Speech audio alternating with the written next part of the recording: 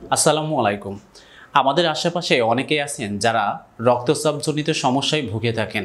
এই রক্তচাপজনিত সমস্যার সাথে আমাদের দৈনন্দিন জীবনযাপন এবং খাদ্য অভ্যাস খুব ঘনিষ্ঠভাবে জড়িত।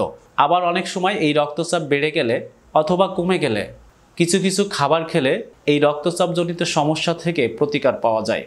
আজ আপনাদেরকে এমন কিছু খাবারের নাম জানিয়ে দেব যেগুলো রক্তচাপ বেড়ে গেলে অথবা রক্তচাপ কমে গেলে খেলে তাৎক্ষণিকভাবে প্রতিকার পাওয়া যায়। প্রেশার হাই হলে যে খাবারগুলো আপনারা খেতে পারেন: ডাব, কলা, বেদেনা, মিষ্টি আলু, আপেল ও তেঁতুল।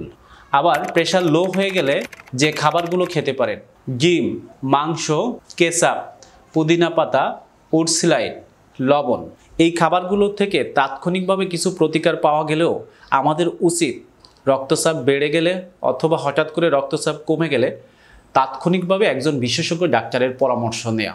আল্লাহ আমাদের সবাইকে শারীরিক ও মানসিক সুস্থতা দান করুক।